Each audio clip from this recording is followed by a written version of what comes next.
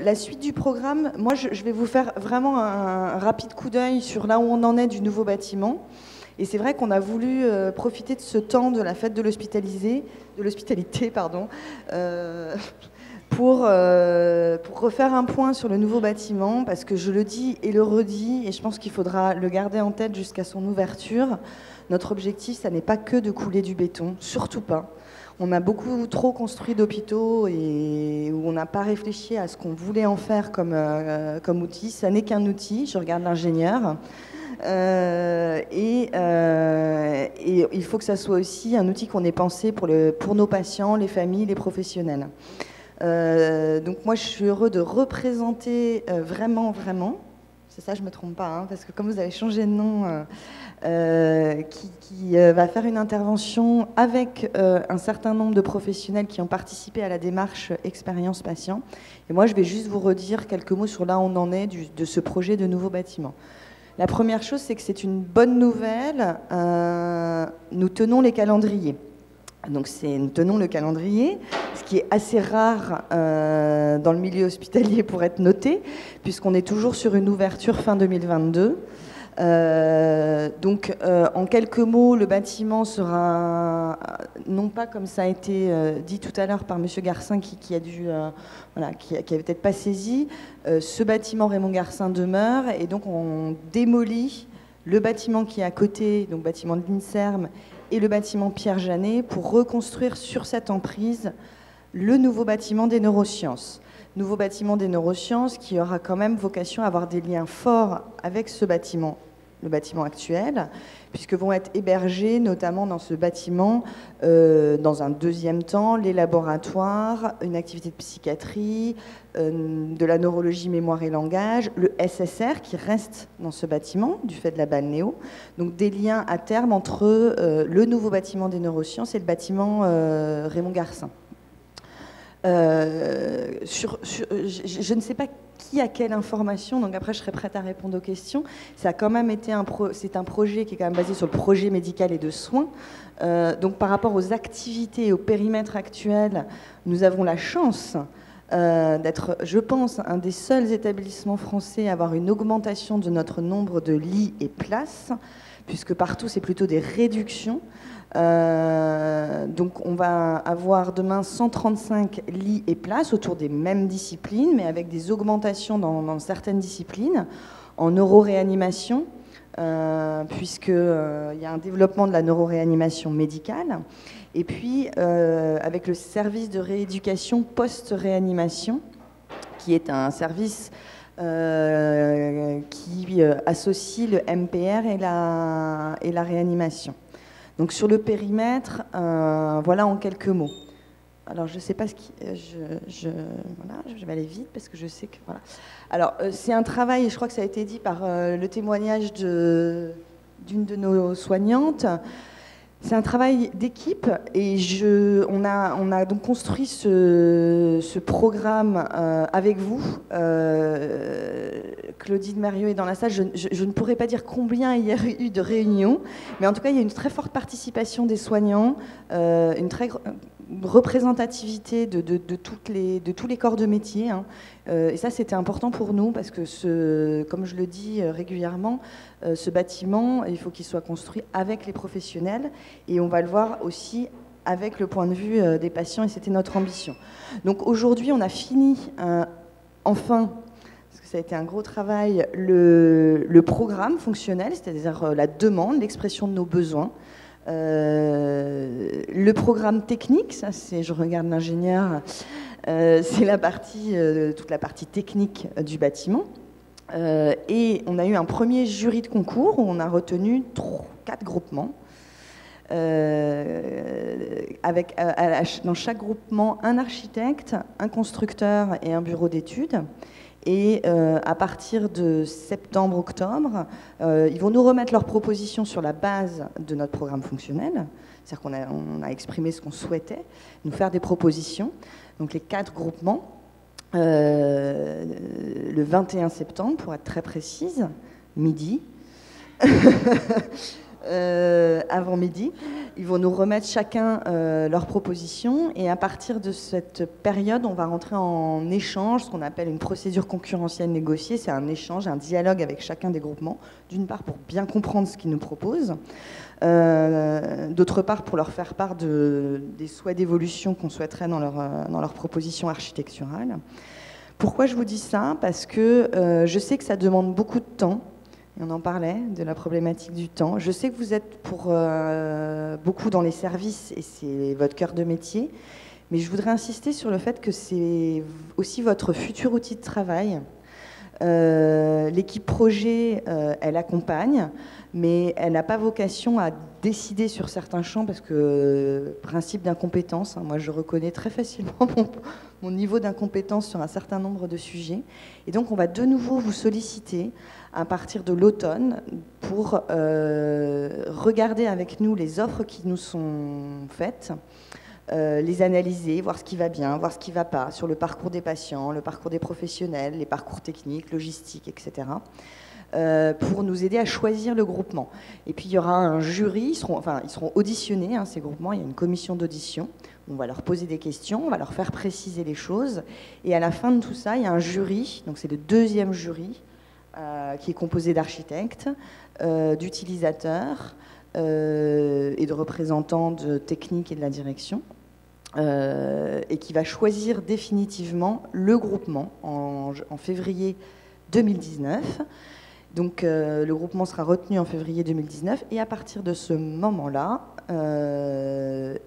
2019 c'est la démolition des deux bâtiments INSERM, Broca et Pierre Janet. C'est les opérations tiroirs. Je vous rassure, il y aura de la place pour les consultations Pierre Janet, hein, tout ça a été anticipé. Rebecca me regarde, mais oui, oui. Et ensuite, la phase de construction pour une ouverture, une fin des travaux, fin 2022. Donc, on est tout à fait dans le timing. Voilà à peu près ce que moi, je voulais vous dire. Après, c'est tout. Je crois que c'était... Voilà. Sur quelques chiffres, c'est un gros projet, quand même, vous ayez en tête, c'est quand même 60 millions d'euros, toutes dépenses comprises, équipements compris. Donc, c'est un projet ambitieux. Et du coup, c'est vraiment important hein, que les professionnels s'en emparent parce que au moment de l'ouverture, il y a quand même des choses qu'on ne pourra plus changer. Pour compléter et introduire la suite, et comme je l'ai dit tout à l'heure en présence de Monsieur Garcin, c'est vrai que notre ambition, c'était pas seulement d'en faire un objet technique, même si on est tous d'accord que c'est aujourd'hui indispensable que ça fonctionne bien techniquement, mais c'était aussi d'en faire un outil et une démarche, un projet qui s'appuie sur l'expérience des patients et des familles. Je crois que c'est ce qui est beaucoup apparu dans la démarche qu'on a eue. Donc on a, avec un certain nombre d'entre vous et avec vraiment, j'aime bien ce nom, on a mené, et surtout le LABA, hein, le laboratoire de l'accueil et de l'hospitalité qui est intégré au niveau du groupe hospitalier de territoire, voulu mener une démarche expérience patient qui nous a permis aussi d'alimenter le programme. Et je vous rassure, je rassure Marie, on en a tenu compte dans le programme. Et qui, je pense d'ailleurs, au-delà du programme, doit pouvoir perdurer et porter ses fruits sur d'autres améliorations, d'autres actions, mais qu'on ne pourra mener qu'avec les équipes. Voilà, donc je les laisse présenter la démarche et puis il y aura des interventions des professionnels qui ont participé à la démarche. Merci beaucoup. Merci de l'invitation. Je suis Xavier Figuerola, je travaille avec Justine et une équipe nous sommes en fait une agence de design. Donc notre métier, c'est de concevoir des espaces, concevoir l'information, concevoir des objets et concevoir les choses de manière à toujours s'assurer qu'on prend en compte la place de l'usager final qui va utiliser les objets, les espaces, etc. Donc dans le projet que nous allons vous présenter, le postulat de départ, c'est de dire finalement, il y a une lecture technique. L'hôpital est un objet technique très complexe, etc. Est-ce que, en tout cas, ça a été le souhait porté par le laboratoire, de dire comment on complète cette lecture par une lecture usagée, comment on va retrouver les patients et leur poser la question comment est vécue la prise en charge et quelle est l'expérience patient de l'hôpital. En disant ça, on accepte le fait que l'expérience patient est une expérience nécessairement subjective. En fonction de la maladie ou du contexte de la personne, la lecture va être très spécifique. Mais ce n'est pas sous prétexte qu'elle est subjective et spécifique qu'on n'en a pas des choses à apprendre. Au contraire, il faut accepter cette subjectivité et voir à l'intérieur de ça qu'est-ce qui peut nous aider à compléter et à fabriquer d'autres représentations que les représentations qu'on se fait des patients. C'est pour ça qu'on a cette image qui raconte, voilà, il y a les lectures objectives des choses, il y a la lecture subjective. Là, on prend deux critères différents, qui est la distance et le temps. On aura des résultats très différents. Et là, on accepte d'être dans un résultat, dans une lecture très subjective. Alors, qu'est-ce qu'on a fait? Déjà, c'est une toute petite étude. C'est une petite étude qui a été conduite dans un temps très raccourci. Et on a fait une dizaine d'entretiens auprès de patients qui ont des parcours très spécifiques, souvent très complexes, et c'était un petit peu l'enjeu de départ, qui est comment choisir un petit échantillon qui va nous aider à comprendre la complexité des autres parcours qu'on n'aura pas eu le temps d'aller recueillir. C'est une étude qui s'est faite sous la forme d'entretiens qui ont duré 3 heures, 2 heures d'entretien individuel, une dernière heure qui a été dédiée au-delà de l'enregistrement et de la prise de notes, on a demandé aux patients de nous faire une visite guidée de l'établissement, donc de Raymond Garcin, de retourner sur les lieux de la prise en charge et de nous raconter comment ont été vécues les différentes étapes, que ce soit la réanimation, l'hospitalisation, la salle de réveil, etc., etc. On a produit à l'issue de ça une dizaine de livrets qui sont le produit de sortie de cette étude. En fait, ce sont des journaux. Il y a un journal par patient qui prend la forme suivante. C'est un journal qui est un journal par patient. On y retrouve une retranscription des entretiens. On y retrouve une cartographie de l'entretien. Cette cartographie, c'est finalement le parcours de soins de la personne. Donc c'est une lecture chronologique, la lecture horizontale est une lecture chronologique, et on voit apparaître dans cette cartographie quels sont les événements qui sont mal vécus ou qui sont vécus comme des souffrances, quels sont les événements qui sont bien vécus et qui fabriquent chez le patient un souvenir intéressant mais aussi positif. Ça a été la deuxième forme. On a aussi enregistré les entretiens de manière à reconstituer la visite guidée, c'est-à-dire qu'aujourd'hui, pour les 10 patients, en fait, il y en a eu 9, il n'y en a pas eu 10. Sur les 9 patients, on a l'itinéraire enregistré et on leur demande de nous faire une visite guidée pour l'établissement et pour les professionnels de l'établissement afin qu'on puisse se mettre dans la peau de l'utilisateur, enfin du patient en fait. En fait, ça a été même plus que ça, puisque non seulement ils nous ont dédié 3 heures d'entretien, et ils ont accepté également de faire des portraits anonymes qui sont les portraits que vous avez vus à l'entrée. C'est-à-dire qu'il y a notamment une personne pour qui nous n'avons pas réussi à obtenir ce portrait. Tous les autres patients ont accepté d'apparaître.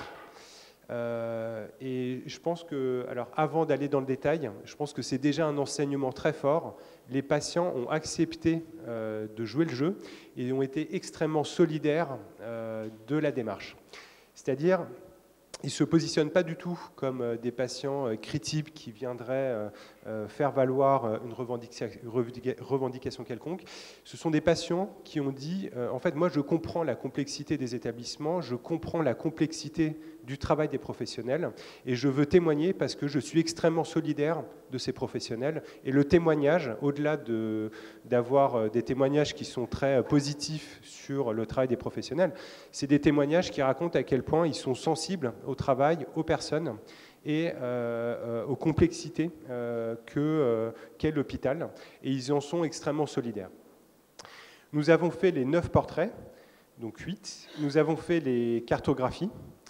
Voilà. Alors, les patients incarnent chacun des expériences très différentes. On a des patients qui sont là parce qu'ils ont fait des ruptures d'anévrisme, d'autres qui sont là parce qu'ils sont passés par un AVC, d'autres qui sont là parce que ce sont des patients douleurs, donc des personnes qui vont revenir. Il y a la question des maladies chroniques, donc des gens qui reviennent régulièrement dans l'établissement, des gens qui vont être hospitalisés pendant 3 mois, d'autres pendant 1 an. Du coup, la lecture des choses et la qualité de leur témoignage va être très, très différente. Des profils psychiatriques.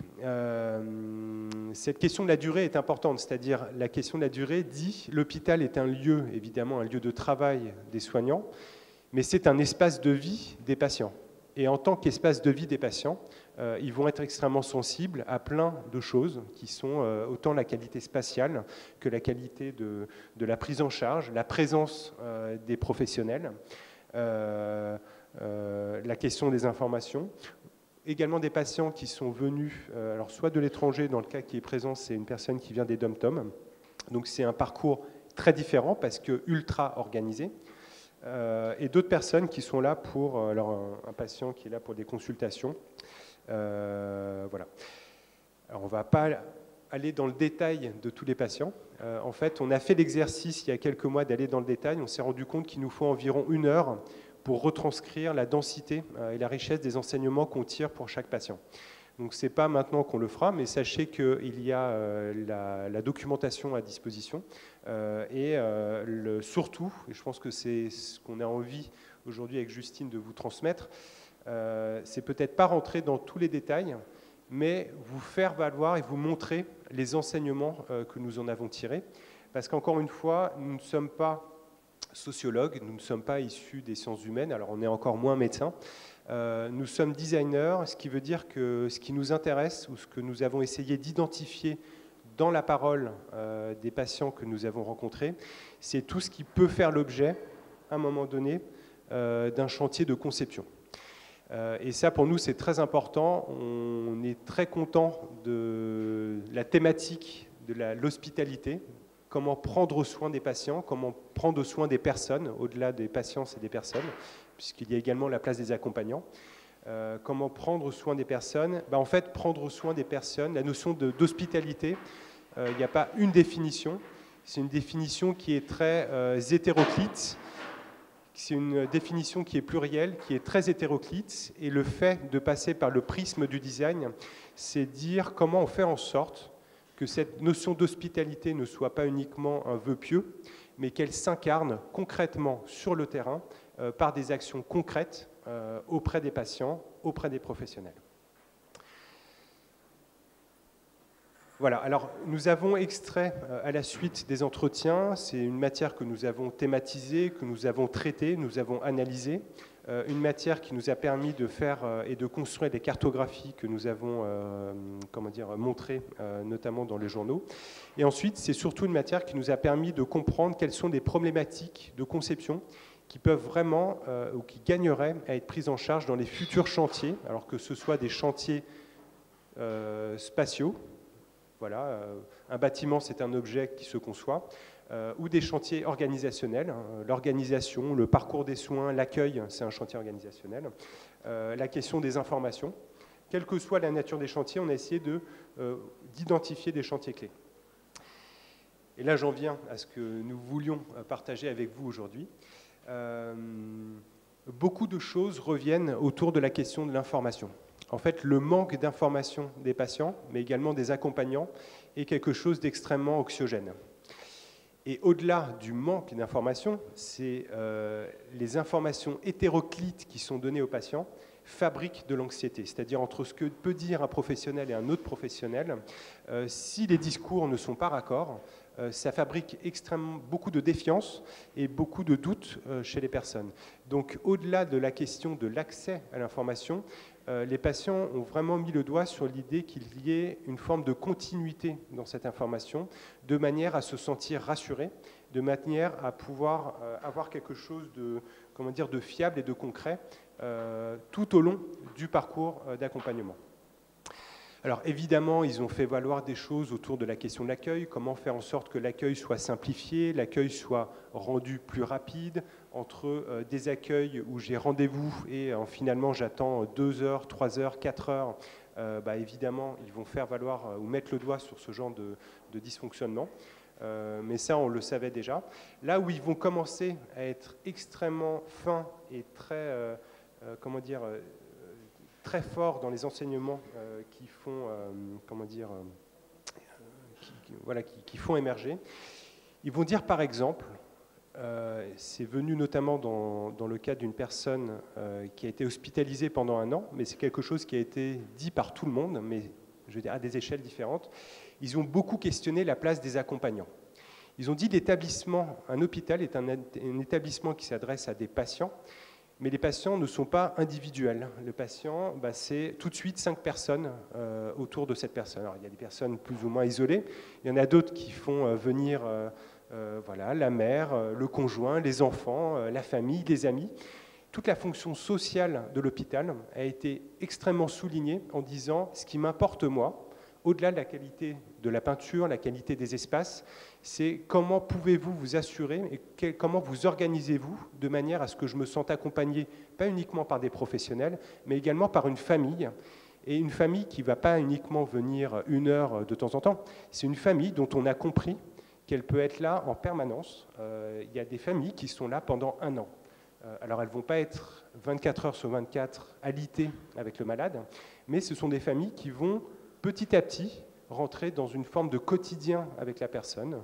Elles vont lui donner à manger, elles vont lui apporter à manger, elles vont faire des activités, elles vont parfois les aider à faire certains actes. La place des accompagnants a été extrêmement soulignée comme étant un facteur de rétablissement fort. Je me rétablis d'autant mieux que je me sens accompagné, encouragé, et avec des personnes qui ne sont pas uniquement des professionnels, mais qui sont également les personnes qui me sont chères. La place des accompagnants, c'est vraiment entre guillemets, une des problématiques très fortes qui est venue très tôt dans l'étude. Dans les autres fonctions qui ont été notées, notamment chez les personnes qui ont été hospitalisées un certain temps, c'est la fonction sociale de l'établissement, non pas dans leur capacité à accueillir les accompagnants, mais à faire en sorte que quand je reste 3 mois, 6 mois, 1 an au 4e étage de Raymond Garcin, en fait, se fabriquent entre les patients des relations sociales, et des relations sociales qui sont percutées par le manque d'espace et d'équipement pour qu'ils puissent pleinement exercer leur fonction sociale. Comment animer entre guillemets, un groupe de patients si finalement ils n'ont le choix qu'entre une chambre individuelle et un espace collectif qui est finalement l'espace du déjeuner et qui est fermé en dehors des horaires du déjeuner. Là, en fait, ils disent, moi, en fait, je ne suis pas, je suis pas mort, je suis dans un lit. Certes, je suis alité une partie du temps, mais l'autre partie du temps, j'ai besoin de parler, j'ai besoin de jouer, j'ai besoin de lire, j'ai besoin de construire et de maintenir des relations sociales, même si ce n'est pas avec ma famille et le reste de l'établissement, à minima avec les autres personnes qui sont au même étage que moi. Ce qui pose une question assez intéressante qui est comment l'hôpital intègre-t-il des enjeux de convivialité à l'échelle du groupe de patients de l'étage, mais ça touche de fait des enjeux de convivialité avec les amis, avec les familles qui vont rendre visite et qui finalement sont pris entre 2 feux. L'espace individuel de la chambre, qui est aussi un espace de l'hygiène, un espace du soin, donc pas un espace du collectif, et de l'autre, le couloir, qui est l'espace de passage, mais qui ne permet pas de tisser et d'accueillir sereinement la fonction sociale et conviviale qu'ils attendent. Un des autres enseignements qui nous a été, sur lesquels nous avons été très sensibles, et c'est revenu à plusieurs reprises dans les différents témoignages que nous avons eus, c'est la notion de chambre individuelle. En disant, en fait, il y a plein de personnes, de patients, qui ont souligné l'importance, l'intérêt d'avoir des chambres partagées. Alors, évidemment, la chambre partagée, on ne partage pas une chambre dans n'importe quelle condition. Il y a un minimum pour que la cohabitation entre patients puisse être vertueuse. des notions de barrières visuelles, sonores, etc., des questions autour de l'hygiène, comment on organise des espaces partagés de l'hygiène entre différents patients.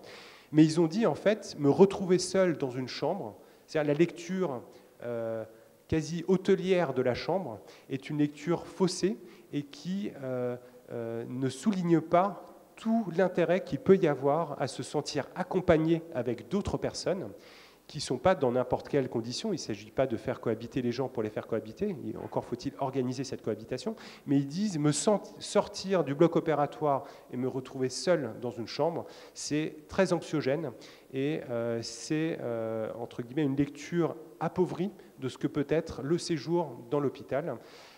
Aidez-nous à comprendre l'intérêt et à construire des chambres partagées qui soient peut-être mieux équipées. Mais n'oubliez pas que la fonction partage et sociale, du coup, est une fonction très importante qu'il ne faut pas sous-estimer. Alors, on va revenir sur plein de choses. Il y a beaucoup de choses qui ont été dites, sur, par exemple, sur le temps de la nuit. Comment le temps de la nuit est-il occupé? Est-ce que la télé est la seule réponse occupationnelle qu'on doit avoir sur le temps de repos? La nuit, c'est également le temps de préparation à un lendemain pour des interventions. En tout cas, la nuit est un espace, une sorte de zone blanche qui n'est pas entièrement investie dans sa capacité à rassurer les personnes. Alors, je ne vais pas faire égrener tous les défis. Il y en a un qui nous semble essentiel et je pense qu'il s'articule bien avec ce qui a été dit dans les interventions précédentes. Les patients sont extrêmement vigilants à la place des soignants. Et ils disent, évidemment, ils vont avoir ce discours qui est de dire je ne suis pas uniquement une pression, une température, je ne suis pas uniquement un corps, je suis une personne avec voilà, des doutes, des questions, etc. Du coup, la question de la place des accompagnants, comment les professionnels peuvent accompagner la personne au-delà de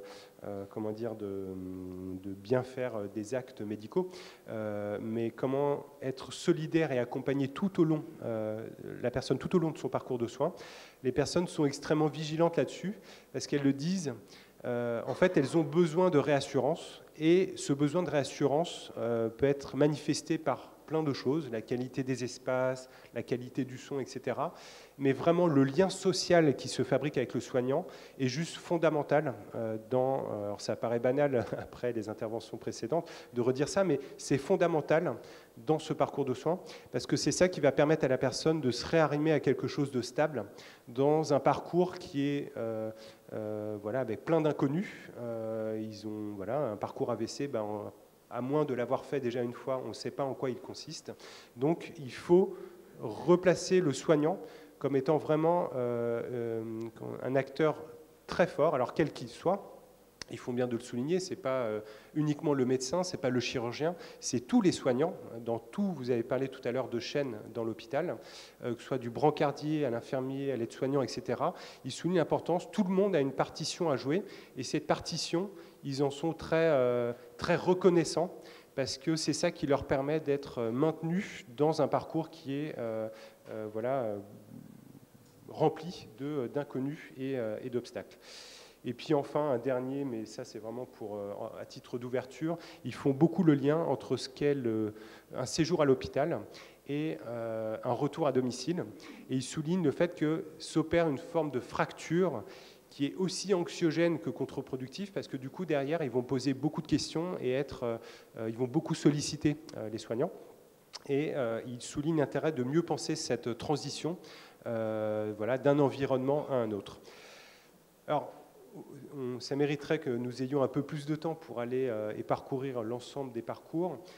Peut-être à titre de conclusion et d'ouverture, ce qui nous intéresse là-dedans, c'est vraiment que ça nous aide. Je pense que quand je dis nous, c'est autant concepteur au sens où voilà, on a des programmistes, des ingénieurs autour des bâtiments, mais les bâtiments ne sont qu'un équipement au service des professionnels et des patients. Il y a plein d'autres leviers sur lesquels nous pouvons agir pour mieux prendre soin et faire en sorte que cette notion d'hospitalité soit maintenue. Ce qui nous intéresse dans ces témoignages, c'est qu'ils soulignent tous voilà, l'hétérogénéité des formes que peut prendre l'hospitalité.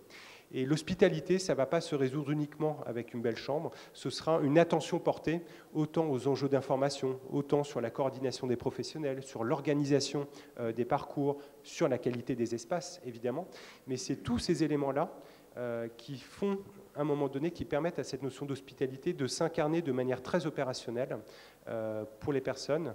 Et c'est en ça que cette étude elle nous aide un peu à identifier des leviers d'action possibles sur lesquels vous pourriez demain déjà mobiliser dans le cadre de l'établissement présent, parce que tout n'a pas besoin de 5 années d'études. Il y a des choses très opérationnelles qui peuvent apparaître à court terme, d'autres qui ont besoin plus de temps.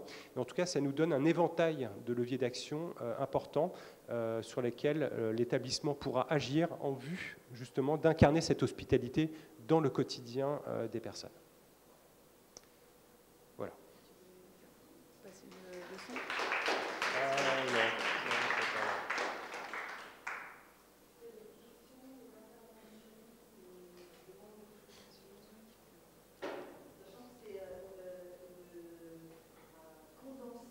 Oui.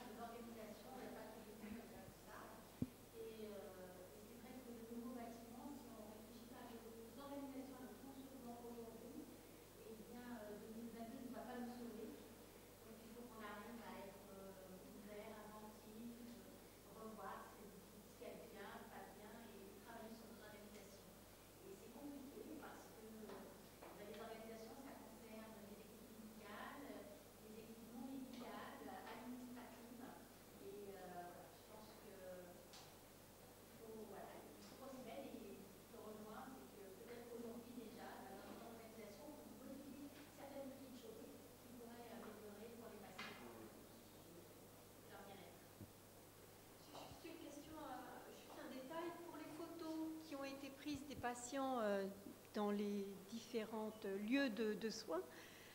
Qui a choisi l'emplacement? Ce sont les patients qui ont dit « j'aimerais être pris en photo ici, à cet endroit, parce que ça résonnait plus particulièrement pour eux ». Ou est-ce que vous avez... et puis voilà, comment...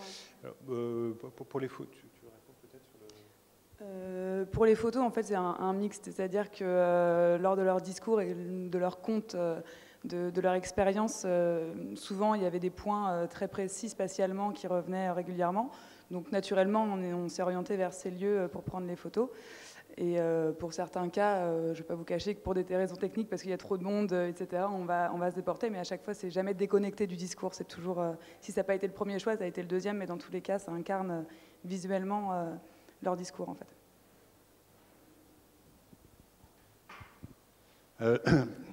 Bonjour. Cette démarche de design social, on dit comme ça, c'est-à-dire d'interrogation experte des usagers, c'est un peu nouveau, quelque chose qu'on n'avait pas vraiment pratiqué.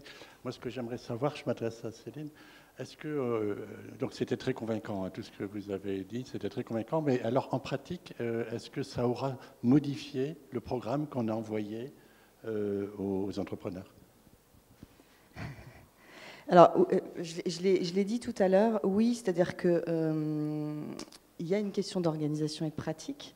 Et c'est vrai que là, on a été un peu submergé par le programme qui nous a pris énormément de temps.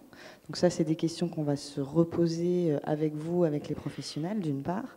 Pour ce qui est du programme lui-même, oui, puisqu'en fait, on a ciblé un certain nombre de lieux qui sont indiqués tels quels dans le programme fonctionnel, comme sur lesquels on souhaite avoir un traitement particulier.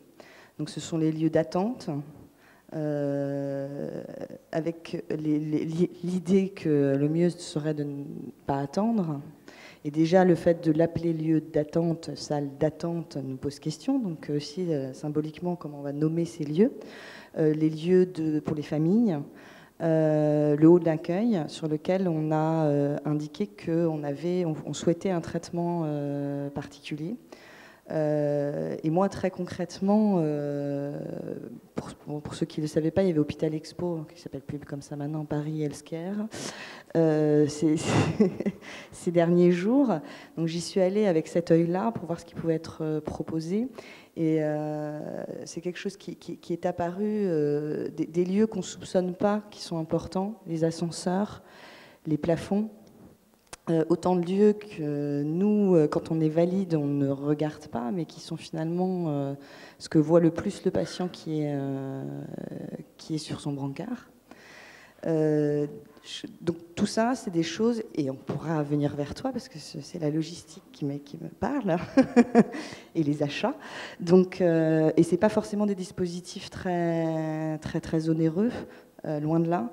Mais du coup, on a très clairement indiqué cette démarche dans le programme fonctionnel, d'une part, et puis d'autre part, dans les commissions d'analyse et d'audition, on souhaite qu'il y ait un représentant du laboratoire du LABA pour que cet œil-là, parce qu'on l'a vite perdu, hein. Enfin, je veux dire, on est vite englouti par la technique, hein, mais voilà, c'est classique.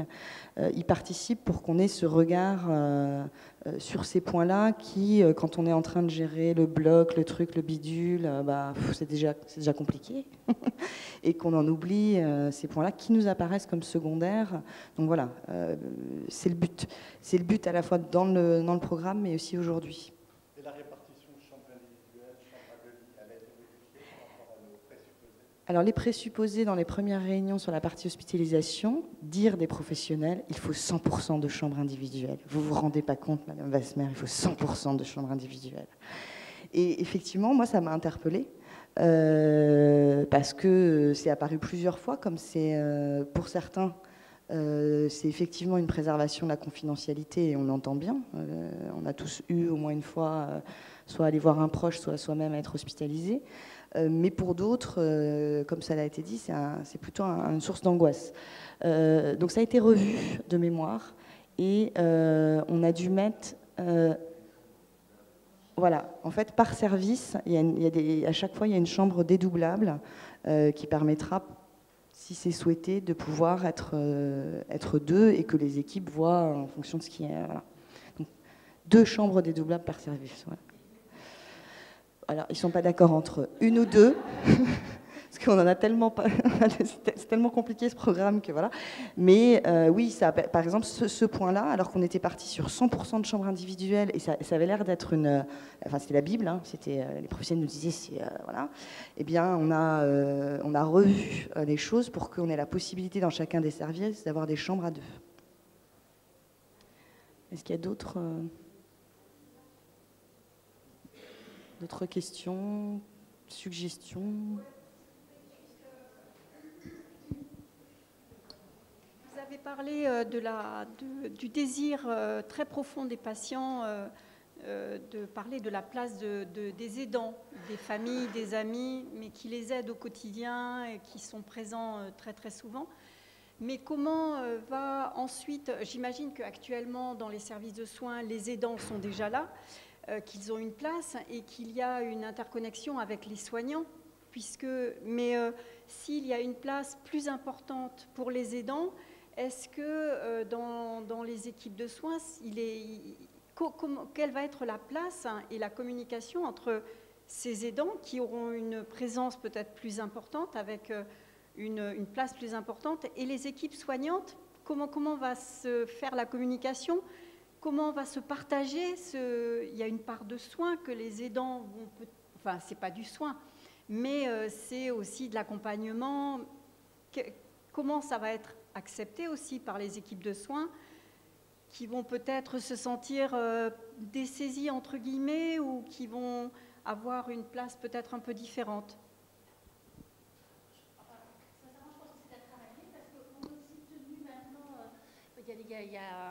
Il y a une organisation à l'hôpital où, vous savez, quand les patients arrivent, on leur demande quel est votre référent, je ne sais plus le... Personne de confiance. Ah, la personne de confiance, excusez-moi. Et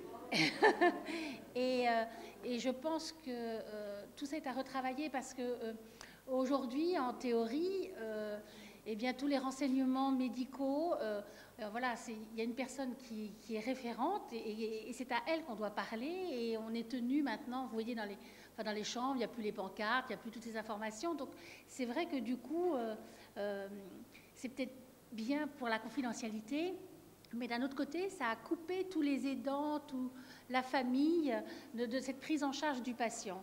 Et donc c'est vrai qu'on est un peu entre deux chaises. C'est qu'à la fois, il va falloir travailler avec les aidants, leur laisser leur place, et d'un autre côté, le secret professionnel va nous obliger à certaines choses. Et puis je pense qu'il va falloir aussi travailler le respect, mais c'est dans tous les sens, le respect du soignant quand il a des soins à dispenser, etc. Et que lui, eh bien, pour son confort au travail, eh bien, il a besoin que la famille sorte pour être plus à l'aise, pour faire sa prise de sang, ou pour faire un soin au patient. Eh bien, il faut que les aidants, voilà, les familles comprennent. Et dans l'autre sens, eh bien, les soignants doivent aussi respecter les aidants et leur place qui est indispensable auprès des patients. Voilà. Alors, je pense qu'il faut le continuer parce que aujourd'hui, par exemple, on a des horaires de visite qui sont limités dans les services. Hein. Donc, voilà, on n'est pas avant-gardiste du tout. Mais je pense que voilà, ça se travaille, et ça se travaille aussi avec les soignants parce qu'il faut aussi les faire évoluer. Le service n'est pas qu'à eux, c'est pas, voilà, c'est aux patients, c'est aux aidants, et c'est aussi aux professionnels. Il faut que tout le monde si je peux me permettre, entende. On doit faire, c'est dans plus de place. En fait, le but, c'est plus de place, c'est déjà leur place, plutôt de leur donner l'équipement pour fluidifier justement cette relation avec l'équipe médicale. Leur place, ils sont déjà, ils ne sont pas plus ou moins, en fait. Les aidants existent, ils sont présents, et ils ne sont pas plus présents, c'est juste qu'ils sont présents autrement, et de manière à faciliter le travail de tout le monde. Moi, je voulais juste me permettre de rajouter un petit complément sur les aidants, parce qu'en fait, c'est aussi en fonction d'où en est le patient dans sa prise en charge. Et effectivement, en tout cas, au 4e, on est sur la fin de la prise en charge. Oui, dans le service de médecine physique et de réadaptation, on est sur la fin de la prise en charge du patient. Et la place des aidants est très importante. Et c'est vrai qu'ils sont quand même... je ne sais pas si l'équipe va me contredire, mais ils sont vraiment au cœur de la prise en charge. Et il y a vraiment ce travail qui est fait entre les soignants et les aidants. Donc, effectivement, je pense que c'est aussi à poursuivre. C'est vrai que ce n'est pas toujours évident, peut-être dans les services d'aigu, parce que ça bouge aussi beaucoup plus et qu'on est moins dans le projet de sortie aussi. Donc, c'est vrai que pour nous, c'est plus facilitant. Mais en tout cas, je pense que tout le monde en a conscience et ça se fait de plus en plus.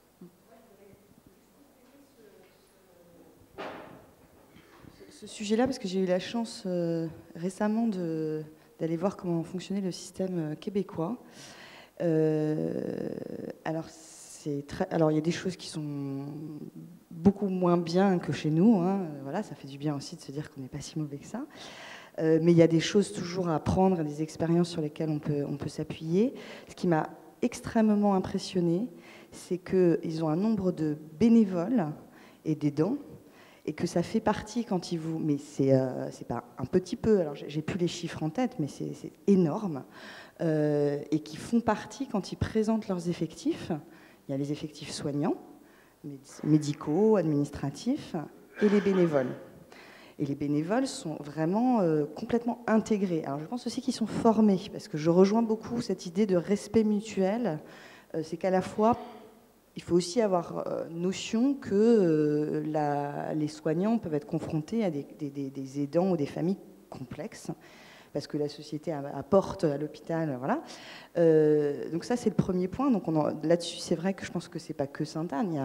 On a encore une marche énorme, et que du coup, cette démarche qu'on a eue, moi, je pense que ça peut se construire, cette évolution, aussi comme ça se fait quand même dans les pays anglo-saxons, d'avoir des groupes où il y a des patients ou d'anciens patients et des soignants, pour que cette réflexion, elle puisse être menée pas juste par les soignants ou pas juste de l'autre côté par les familles ou les patients.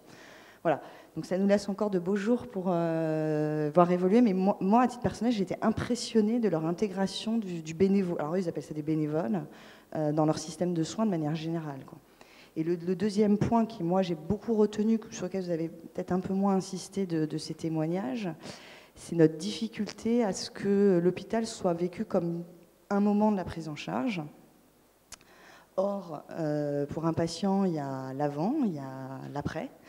Et ce qu'on a encore beaucoup à travailler, à mon avis, moi je le retiens, et on le sait tous, hein, en même temps, on enfonce des portes ouvertes, mais c'est le moment de transition entre le médecin traitant ou l'urgence, le moment où on arrive, et le moment de la sortie. On a eu des témoignages sur la sortie qui sont, voilà, avec des mots parfois un petit peu durs, et même si on est dans une contrainte, je suis la première à vous le rappeler, de durée de séjour, et c'est pas parce qu'on reste pas longtemps, c'est pas parce que nous, direction, on vous dit les durées de séjour, il faut les maîtriser, que ça veut dire que ce moment de la sortie, il n'est pas traité en tant que tel. Et parce qu'on a encore du mal à travailler avec nos partenaires, mais voilà. Donc ça, je pense que ça sera aussi un chantier à travailler dans les années à venir.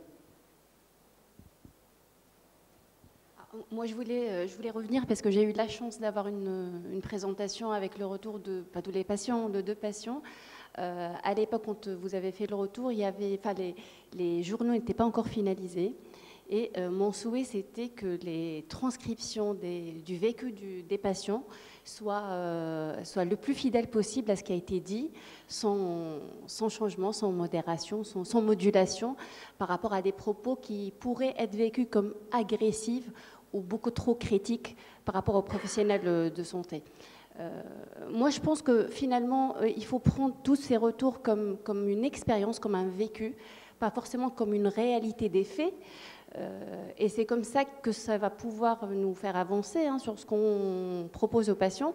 Il y a le côté technique qui est absolument indiscutable, parce que les patients sont là parce qu'ils ont besoin de soins.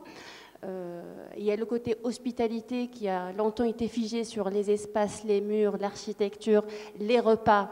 Mais il n'y a pas que ça, parce que je pense que le soin, c'est le soin technique, mais c'est aussi la communication, c'est l'écoute.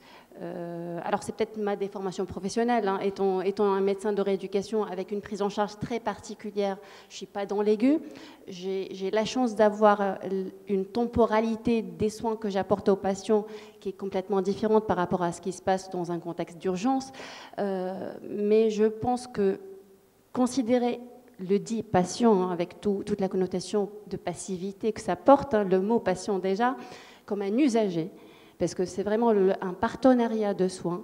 On a une technicité, on a une compétence, on a une expertise qu'on va pouvoir proposer, mais le patient doit être acteur de sa situation. Quand je dis patient et entourage. Après, il faut aussi en profiter pour mettre un cadre de fonctionnement avec des modulations possibles en fonction des situations. C'est-à-dire là, on a discuté un peu plus des aidants, du rôle des aidants. Alors c'est important, je pense qu'il ne faut pas qu'on reste figé sur un modèle de fonctionnement. Après, sur tous les retours que les patients ont pu faire, alors on peut s'améliorer, on peut que s'améliorer surtout, mais il ne faut pas non plus partir du principe que tout ce qui a été rapporté par les patients, c'est des points qu'on va pouvoir changer, parce qu'on a des contraintes de technicité, encore une fois, parce que voilà, tous les patients ne peuvent pas forcément avoir un vécu idéal. Le tout, c'est de pouvoir répondre à leurs attentes le maximum possible par rapport à ce qu'on peut apporter, par rapport aux contraintes que nous subissons aussi, parce qu'on n'est pas non plus dans un monde idéal. Voilà.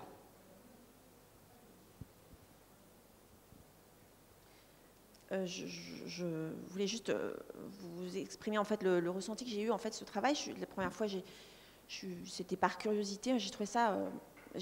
Vous ne connaissez pas le monde médical. Il y avait des termes qui étaient pas adaptés, mais vous avez réussi à faire ressortir une richesse en fait, ce qu'on ressentait de façon subjective. Et vous l'avez objectivé, je trouve. C'était passionnant. Et il faut vraiment qu'on présente ça à tous nos personnels pour plein de choses. Moi, ça m'a fait changer. Pourtant, je pense être assez à l'écoute. Et finalement, je rentre dans une technicité. Surtout, on est parti sur ce projet. Il fallait travailler. Allez, hop, tac, tac, tac, de façon cartésienne. Et là, je me suis dit, mais ça m'a fait changer peut-être pas de paradigme, mais un petit peu quand même. Alors, notamment à la chambre seule. Alors, moi, j'étais bille en tête. Hein. Alors là, j'ai complètement changé. Quelque chose aussi, c'était le WhatsApp. Voilà, on est là, et ça, on peut le changer très rapidement. On a besoin de nouveaux bâtiments, ces organisations. On est toujours, non, pas de téléphone portable, enfin, dans certains endroits de l'hôpital. Et la patiente qui a parlé, on n'a pas détaillé, mais en SSPI, que, en fait, il y avait évidemment tous les soins techniques, mais ce qui l'a favorisé, enfin, qui l'a aidé dans sa récupération, c'est d'envoyer des petits WhatsApp à sa fille, à sa frère, bah oui, on se dit, bah oui, on n'y a peut-être pas pensé toujours. Ça a ouvert plein de choses comme ça. Et notamment quand on est sur un gros projet technique, ça fait, voilà, ça élargit. Non, vraiment, c'est très enrichissant cet apport.